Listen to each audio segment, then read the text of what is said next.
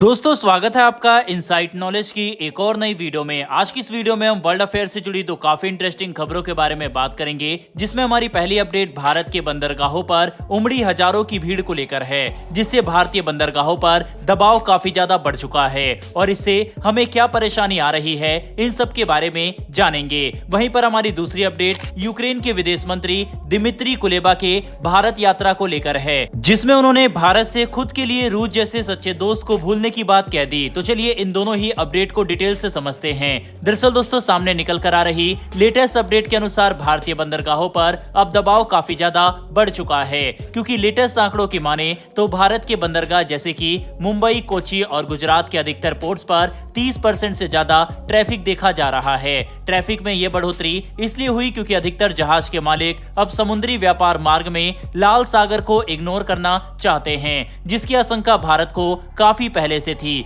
दरअसल लाल सागर में जिस तरह से पायरेसी बढ़ती जा रही है और कार्गो जहाज पर हमले हो रहे हैं, इसकी वजह से कोई भी ट्रांसपोर्टर नहीं चाहता कि उसके जहाज इस परेशानी में फंसे, खास करके ये समझते हुए कि लाल सागर, अरब सागर और आसपास के अधिकतर इलाकों में हालात काफी गंभीर है, जहां एक तरफ सोमालिया के पायरेट्स तो वहीं दूसरी तरफ हूती विद्रोही सभी एक साथ मिलकर कार्गो जहाज पर हमला कर रहे हैं। कोई इजराइल हमास युद्ध की वजह से तो कोई सिर्फ लूटपाट के लिए। और इन सभी परेशानी से बचने के लिए सबसे अच्छा विकल्प है कि सभी कार्गो जहाज सामान ट्रांसपोर्ट करते समय लाल सागर को नजरअंदाज करें और भारत समेत श्रीलंका जैसे देशों के बंदरगाह पर चले जाएं, जिससे इन देशों के बंदरगाह पर अब ट्रैफिक 30% तक बढ़ चुका है। पर इससे काफी परेशानी भी होगी, क्योंकि इन दोनों ही देश के बंदरगाह पर मरीन डीजल, मरीन फ्यूल और गैस की कमी देखी जा रही है। बता दें कि ज्यादा ट्रैफिक होने की वजह से इन दोनों देशों के बंदरगाहों पर मरीन डीजल की डिमांड बढ़ चुकी है, जबकि सप्लाई पर्याप्त मात्रा में नहीं पहुंच रही।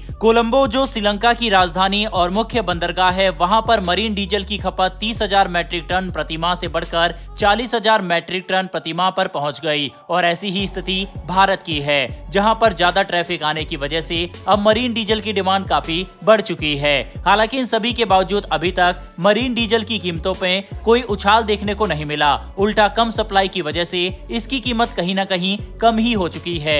इसके अलावा भारत के बंदरगाह पर जो अतिरिक्त दबाव पड़ रहा है, उससे हमें परेशानी हो सकती है। सबसे पहले तो 30% अधिक ट्रैफिक की वजह से हमारे बंदरगाह पर मरीन डीजल फ्यूल की कमी देखने को मिली। ऊपर से इसकी सप्लाई भी सही तरीके से नहीं पहुंच रही। इसके अलावा एक और बड़ी समस्या यह है कि जब किसी बंदरगाह पर दबाव ज्यादा पड़ता है तो वहां हादसे होने की संभावना बढ़ जाती है, क्योंकि जब भी कोई पोर्ट में अपनी कैपेसिटी से ज्यादा पर काम करता है तो वहां प्रेशर बढ़ने की वजह से गलती की संभावना बढ़ती है। ऐसे में भारत के लिए सबसे अच्छा तो यही होगा कि लाल सागर की स्थिति से जल्दी निपटा जाए और सभी व्यापार मार्ग में शांति स्थापित की जाए। बहरहाल बढ़ते हमारी दूसरी अपडेट की तरफ। ये अपडेट यूक्रेन के विदेश मंत्री की भारत यात्रा को लेकर है, जिसमें उन्होंने एक बड़ा बयान देते हुए भारत से अपील की है कि भारत यूक्रेन के साथ खड़ा रहे और यूक्रेन का समर्थन करे, क्योंकि उनका मानना है कि रूस के साथ भारत के संबंध ऐतिहासिक सोवियत यूनियन के साथ बनाए गए रिश्तों पर आधारित है, जो अब इस दुनिया में मौजूद नहीं है और modern the Russia Soviet Union की तरह बिल्कुल भी नहीं है।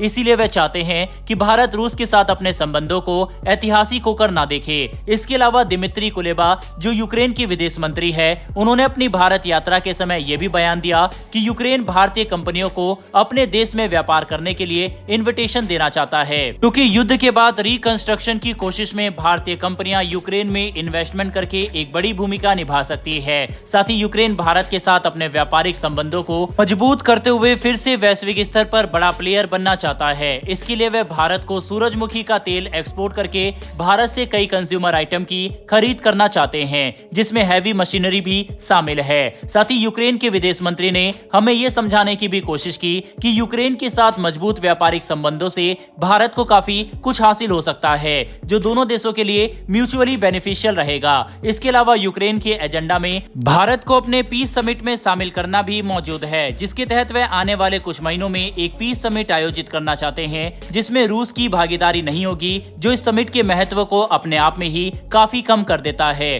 कुल मिलाकर समझने की कोशिश करें तो यूक्रेन अब 2 साल के बाद पूरी कोशिश में जुटा है कि वह भारत के साथ अपने संबंधों को मजबूत कर सके और कुछ भी करके भारत को रूस के खिलाफ कर पाए। बहरहाल इसमें उसको कोई सफलता मिलेगी इसकी उम्मीद लगभग ना के बराबर है। बहरहाल दोस्तों, इस वीडियो में इतना ही। इन्फॉर्मेशन और वीडियो पसंद आई हो तो वीडियो को लाइक करके हमारी आने वाली डेली ऐसी वीडियो के लिए चैनल को सब्सक्राइब कर बेल नोटिफिकेशन को जरूर दबा लें। फिर मिलेंगे ऐसी एक नई वीडियो के साथ। धन्यवाद।